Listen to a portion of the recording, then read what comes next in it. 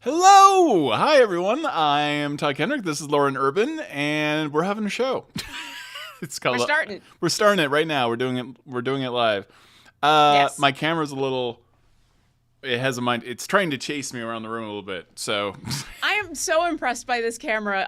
Both that it keeps up with you, but also it always reminds me of that 80s movie on TV, Pan and Scan. Oh yeah, when they yeah. had to make it, like the way it actively tracks your face. It's is so impressive. upsetting. Yeah, any 16:9 movie. Well, not even 16:9, but yeah, they had to get that into that 4:3 screen. You just have like these awkward pans every once in a while Yeah. when they want to give you more visual information. It was the Yep. worst.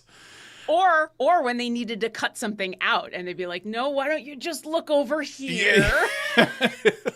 So, Why don't you just not look at that part? That was the R-rated part. And now we can be PG-13 and on TV. always fantastically awkward. Yeah. Yeah. So you've got some new things going on with Orkira. You've got a new skin. Why? I love that. What- Why that's is the why. Orkira's skin like? It's a very unusual looking skin. So what are the polymorph skins?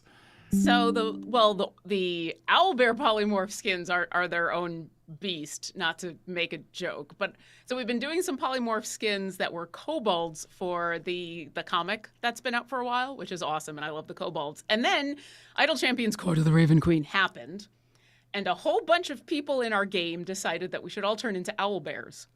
And apparently that was funny, and apparently people liked that. And so now Orkira is an owlbear in the game, if you want to pick up the skin. And I think she's adorable, and the part of my brain where Orkira lives is horrified, and it's amazing. Perfect. It's still one of my favorite moments from that game, or many, many, many games, was the discussion with Tatiana and Shaka right after that happened. It was so good. How does one have that meeting? I'm curious. Like, how does how do you express your character as an owlbear? Like, Well, I was lucky in where Luke had already drawn the comic, so there's already a basis for it. yeah. And then when it was presented to me, some of the art had actually already happened. So it was not, hey, what does Orkira look like as an owlbear? There was already a basis to go off of, and I just got to make some tweaks. And yeah, that was it. It was kind of fun. It was a very fast process, actually, because they really did base so much of it off of Luke's initial drawing. And I think you can only see Orkira from like the waist up because we're all doing the Three Stooges thing around a door. But that's all you really need. It's just the face and all those feathers. It's ridiculous. That's awesome. I love it so much. Uh, Also, she's like even wider now. I don't know if you've noticed. it's like the wings are there, and then the body is even wider. it's a big target. It's a big target. Yeah. I didn't think Orkira could get bigger, and then she got bigger. Well, go full dragon size. Yeah. I mean, when Dragon Orkira. well, if I end up in another Idle Champions Presents, then and the people in the game vote on things, who knows? So you're on another show as well. What is that show?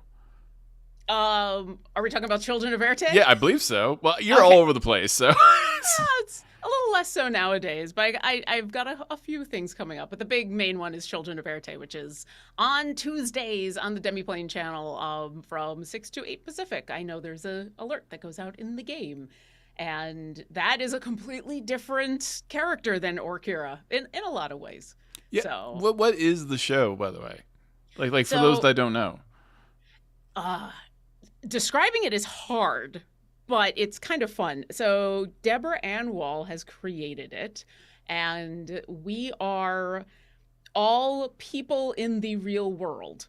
We have started as regular humans doing regular human things, and we've all gotten tickets to a fancy train vacation, like one of those old steam style trains. 5 of us, this bespoke little adventure of visiting some of these areas, kind of a picturesque get on a train and go travel. And then magic starts to happen. And then things get really, really weird. And it's been we are only like 9 episodes in at this point, 7 or 8 or something like that. It feels both like it's gone by really fast, and it's been also really slow because we've all started at level 1, but we haven't told anybody, because we start off as regular humans doing regular human things. We don't have classes or races or any of that. And so it's been fun to watch the audience figure things out as the characters are figuring things out, Mm-hmm. and kind of savor that level 1 squishiness, and also the extra added surprise of discovering some of this magic that I, as a player, have known about and kind of just been using on the fly for years. And suddenly guidance is a whole other thing. Guidance is kind of special when it happens, and it's been a lot of fun. And my character has only died, or almost died, twice. And Once to a door. And who is the character? So Neb is Carolyn Stern is her real name, but she goes by Neb, and she is she's a baker from New York. She comes from a big family in New York, and has been basically just hanging out with her folks, working at the bakery, trying to figure out what her life is going to be and what she wants to do. And then she gets this ticket, and she's mid-20s and is starting to see all the magic that's happening, and is getting super excited, and is turning into the character that, as other characters have been slightly more cautious, is like, no, let's go through this door. No, let's try this out. No, let's see where this goes. So she's been fun, and almost dead a couple of times. She's squishy.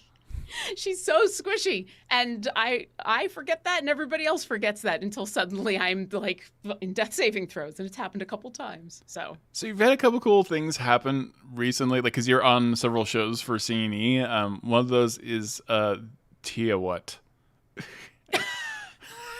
So that was from the Sketching Hour, and it became a thing. And so the Sketching Hour is a show that we have these rolling tables, and I'm with 2 of the artists from Codename Entertainment, Alexis and Michelle, and we roll on these rolling tables and create random monsters, basically. And then the audience helps me come up with names, come up with backstories, come up with how these creatures came about, while Alexis and Michelle have an hour to draw. And when the Trials of Mount Tiamat came out, we did a special episode that was the Scales and Tails week, where we had the base of Tiamat, just the red head and the body, and they drew in, instead of a whole different creature, they drew in the 4 heads based on some of the things that got rolled on. And it became what is known as Tia What, because it is amazing. If I gotta grab a drink because I'm gonna plug the Discord. If you go to the Discord, discord.gg/idlechampions. I'm required to drink every single time I say it. If you go to the Discord, there's a channel there where we post all of the art. You can see Tia What, and she is glorious. And she has become kind of the weird mascot for Sketching Hour. Perfect. And you've got some other shows as well? Yeah, so on Mondays I've got weekly patronage, which is just me and the audience hanging out, going through patron challenges. And then on Fridays I've got Paint and Slay with V Muse, who is amazing, and where we paint minis from creatures that are in the game. And she is the expert, and I am learning how to paint. Yeah, I was going to say, like, how much did you know about painting before this? I knew what the colors were, and I knew brushes, and I was very aware that washes make everything awesome. Yes. That's about it. I still don't know what a wash is sometimes. I know what it is, but yeah. Well, come to Paint and Slay, and you will learn. We've been having fun. I actually own washes. It's been exciting. I've spilled washes all over this table. It's been great. But yeah, we paint. I have a whole shelf back there now that is dedicated to all of the minis that I've painted, and it's getting big enough that I may have to stop. I expect that there's some kind of emotional connection that happens when you paint your own mini, like more beyond like one that's pre-painted. All of a sudden you're like, oh, I remember the time I made this. I think so, but I haven't been doing this for very long. And before the show, really the only minis I'd ever painted were just a couple of minis of some of my player characters. That was the only minis I really owned beforehand because I don't usually play grids and tabletop. I'm theater of the mind mostly, except for back and forth edition where you had to be. So the only minis I ever got were ones that I then painted myself or were given to me painted. So I've got a whole bunch of my old PCs and a couple Orkiras back there. And now, yeah, I've got a little menagerie going on, and I guess at some point I'm gonna have to use them all in a game, or just keep them on display. I don't know. Is there what out of all of those, what ended up being one of the hardest, or maybe the most frustrating to paint? Because like V is so good at what she does, and then I mean, a few times I remember she led a painting session. I was there. I'm like, I am terrible at this. And I'm like, then I'm presented with what V is doing, and then I have something that looks like a clown.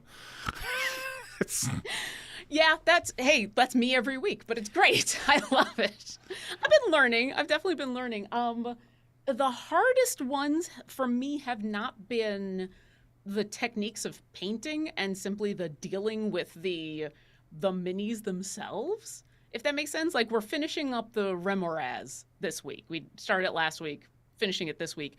There is nowhere you can touch this mini that isn't spiky. Yeah. Everywhere you want to hold this thing is ow, ow, ow, ow, ow. And so there's this extra challenge of I'm trying to do this nice paint job and also not skewer myself. So it's stuff like that. Or like we did a Drider and trying to get under the body into places that you look at and you're like, no one's ever going to see this, but I will see it. You know, or it'll be the moment and where no one's ever going to see it except when it gets killed and someone turns it over on the battlefield. And then you're like, oh, the whole bottom of this mini isn't painted. So getting at those crevices and corners and elbows and armpits, those are the consistently frustrating things for me. V always strikes me as a very good teacher and has like a level of patience I don't know that I will ever have in my entire life. Absolutely. Yeah, I don't know where that innate skill comes from. She says it is because she is a mom, and yeah. I totally believe it. But I think that is also her superpower because, yeah, she's wonderful. And it is a fun time because she is just very welcoming to new players, to new painters. And we get a lot of, I don't want to say the same questions, but we have a lot of new people who will join us and it's their first time and they will ask some questions that a lot of new people want to ask and need to ask. And they've been the same questions over and over. And she's always so patient and kind with like, hey, welcome. Yep, I'm going to tell you what a wash is. Yep, I'm going to tell you how to make one. I'm going to tell you about color theory. I'm going to tell you about all these fun things. So she's amazing. We do have a question from chat, ye old dice goblin. Question, how many Orkira minis does Lauren own? Oh. 1, 2, 3, 4. Well, 3 and a bust that someone sent me. I don't know if you count the bust as a mini, but 3. And I do know that the folks over at D4 also own a mini of Orkira because they made one for her when I guested on the show. And then now it just lives where all the D4 stuff is. So I have 3 and then they have 1.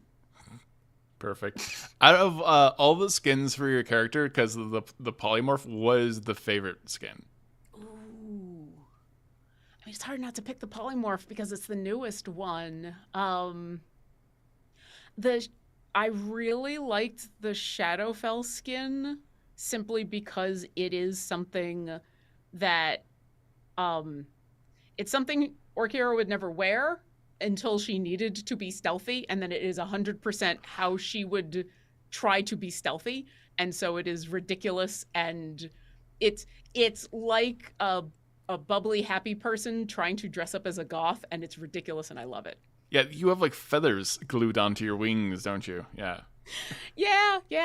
It never came up in the show, but I ended up talking beforehand with both Hope Lavelle and Latia Jaquise because the only thing I said no to for that design on Orkira was no bones, no skulls. Like, she's not going to carry around dead things with her. But Hope said that Penelope would help Orkira like collect a whole bunch of feathers that a whole bunch of ravens had left behind because they need to cover up her wings somehow. So why not cover them with feathers? Makes sense. Makes sense. And then because she was going to help Shaka, Latia Jaquise plays Dahani, who is a Aarakocra with black feathers. And so there's a couple of feathers on Orkira that are like the big long ones. And canonically, those were gifted to her by Dahani to go help get Shaka's joy back. So now it didn't come up in the game, but like those feathers are gifts and it's great. Was it at all surreal? I know, I don't know how much of a fan of the original D&D cartoon series you were, but you voice you write and voice all of our champion spotlights, and you got to do Dungeon Master. That had to be a little bit weird. Yeah, it was fun. I remember watching the original cartoon, and I liked it, but it's an 80s cartoon. I mean, they try watching Transformers. I'm like, I have no idea what's happening right now. Like the plot line is just like all over the place. Yeah. And at the time, I was just like, it's a unicorn. I want to be a unicorn. But yeah, I enjoyed the original show. There's a lot of nostalgia there. And then there's a point where, because I also write the blogs, so it's a iterative process. I write the blog for the champion, and then that gets turned into the script for the voiceover, and then I do the voiceover, and there's editing in all of that. And by the time I get to the point where I'm reading the lines to voice over the video, I've worked on it so much that I have to remember what I'm doing or it's lost meaning. Yeah. Like, yes. I've seen this 12 times. Yeah. So it's usually afterwards when you put the video out and I see it paired with the champion that I'm talking about, where I'm like, oh, yeah, it's Dungeon Master. Yay. How did you start playing Idle Champions in the first place? Like, what was your first introduction? I got a chance to meet Eric and I think it was Clive. Yeah, I think it was Eric and Clive. They came to that very first D&D Live that was the one for the Tomb of Annihilation. Mm-hmm. I don't remember what it was called. Yeah, the very first one, yeah. Yeah, the one that was here in Seattle. Yeah. And I was very lucky, and I got invited to that. Stream Annihilation. I just looked over, and Dylan is in chat helping me out. But yeah, I was invited to that, and they were there and had, I think, the beta of the game. If it wasn't the beta, it was like just before the game had been released. And I thought it was super cool. And at the time, the only computer I had was a Mac because of reasons. So that was the only problem was I couldn't play it on the Mac immediately. So I was playing it on my partner's computer while he was at work.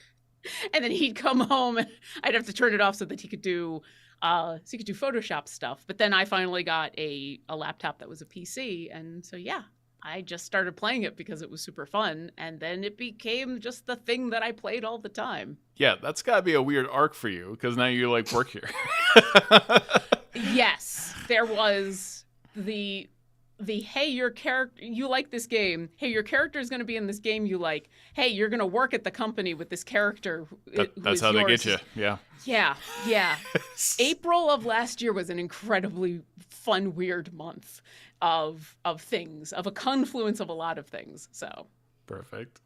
Do you have any I mean, I know you're like we have plenty of Idle Champions experts. What's your number one thing that you recommend to anyone who starts playing the game? Don't be afraid to do the restart. It can feel weird when you first start playing. You're going to play free play, and your characters are going to be going along, and you're eventually going to hit a point in where your characters aren't strong enough to kill the enemies on the screen. And maybe you haven't gotten to the place you want to get to. Maybe you're only at area 20 and you've been trying to get to 50. Go ahead and say, stop, end that run and start a new run. Because every time you do that, you're going to earn favor, which makes the next run a little bit easier. Mm-hmm. And you'll have earned gems and chests that will help power up your champions. And then you'll kind of get into that rhythm of, okay, now I can get a little farther and I can do a little bit more and I've unlocked a little bit more. And then that's kind of the nice cycle that you get on, but those first couple of times, especially if people haven't played this style of game before, it can feel unintuitive to like, but I'm only at area 30 and the game is telling me I need to get to 50. Go ahead and restart. It's okay. And you'll get to 35 the next time. And then you'll get to 50. And then you just keep going. Like the very embarrassing stream I did where I was streaming playing the game and I could not unlock my character because I didn't know how to restart. And my character was so high up too. Yeah. Like it's so hard to get to. Like it's just like I didn't know what I was doing. And everyone's like trying to tell me in chat. And I'm like, I don't, what? It was like driving a car for the first time. But yeah, the restart helps a lot. It does. And yeah, poor Averin ended up, you're in slot 11, I think. And that's, for a new player, that's a little hard to get to. I'm lucky. Orkira's in 1. That's what you want, though. You know what's hard about being in slot 1? I can't have Orkira and Dahani and Deacon in the same formation. Yeah, true. I was very happy when Whittle ended up in being slot 2, and I can just like pop Whittle in there because Whittle always makes me the happiest. Because my wife in tiny form with a vampire gun. What's not to like? Exactly. Yeah. Plus, Jason Charles Miller's song about Whittle brings me endless joy. I produce for Bardic Inspiration, and I regularly now have whatever the song is that we write stuck in my head for the rest of the week, which is fun because they're good songs, but that didn't happen before. Yeah, Jason Charles Miller and Dylan are too good at coming up with songs, and it's very fun to watch that process. It is weird how good Jason is. Like, you can just throw anything at him, and he's like, yeah, I'll figure that out in like 20 minutes. Yeah. A new song. Yeah. The most impressive part for me is actually once they've decided on all right, we're going to do this character, we're going to do this monster, whatever the theme is, as chat is starting to come up with rhymes and what they want to do, Jason just creates a harmony and melody for the song. Yeah. Like, unprompted, like on his own, he just starts jamming on the guitar, and then like a minute or two later goes, okay, this is the riff, and here's the, how we want to phrase things, and he lays it all out for everybody. And every week, I don't know if people understand how amazing that right there is. Yeah. Just here, brand new song, brand new melody, go. Yeah. It's he has a nightmarish level of talent that I will never fully understand. Mm-hmm. Yeah. You're not on Champions of Lore, but I'm just going to give a shout out to Trevor, who is our mod right now. Champions of Lore is a wonderful show that dives into lore, and I also just like watching those folks laugh all the time. And and technically I'm not on the show, but that is one of the. But you produce the show for. Yeah. You wear many hats. Yeah, that content creator. That title covers a lot of things. So, but yeah, Champions of Lore is a fun place to be as well, because that was also another show that I enjoyed watching, and yeah, Trevor and Aaron and B Dave are always fun to watch. Yeah, absolutely. Even if I'm doing a lot of watching the audio levels to make sure that when they all get laughing that they don't blow out the speakers. So what do you have going on? So what time is the show where everyone paints? Oh, Paint and Slay. So what time is that? Paint and Slay is Fridays from noon to 2 Pacific. Okay. So tomorrow. Pretty much every Friday. This Friday we're doing the second half of the Remoraz. And all the previous episodes are up on our YouTube channel so that you can go and catch up if you want to join us or do a previous show. You can go ahead and find those. And so Sketching Hour... I do have a question about the time, but also I'm like, what was the hardest? Like when things were chosen, were the artists like, oh no, why? I know Alexis and Michelle have talked about it was harder at the beginning because of the time constraint. Yeah. Like doing that much art in 1 hour, the first episode or two, we'd get to the end of the episode and I'd start wrapping up and they would still be doing like, I want to change this. I want to do that. I want to change this. And now we're at the point in where they're so, and I say now, like it has been a long process. Like within 2 or 3 episodes, we got to the point in where 5-10 minutes before the end of the episode, they're doodling on the side. They're adding extra things. So I think for them, the hardest thing at first was just being able to get into the rhythm of doing that kind of art so fast. And for me, the hardest thing is actually when I produce that show, I'm the one who is updating the lists of monsters, cute animals, and adjectives.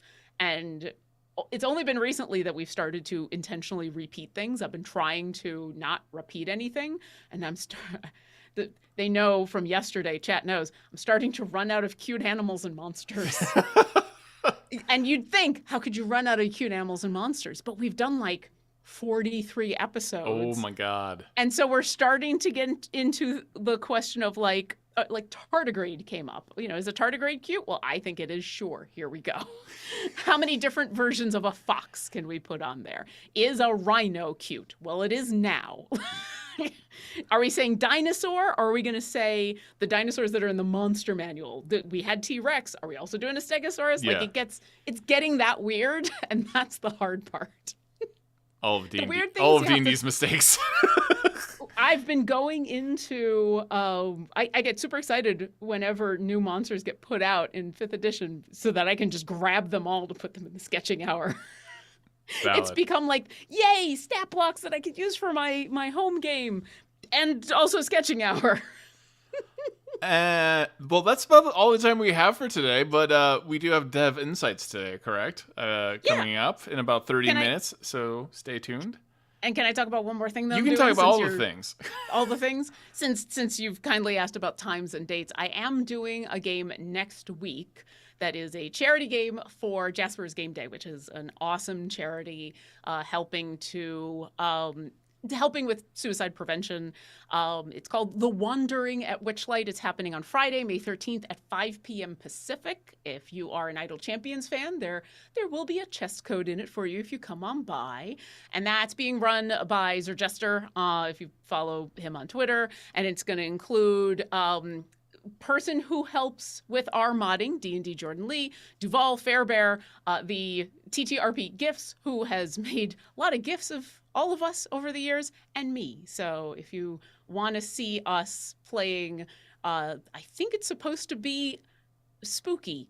I've heard it's going to be Witchlight, and then it gets spooky, so I'm excited. Well, it is the Feywild. I'd argue the Feywild is scarier than Ravenloft because it's inconsistent.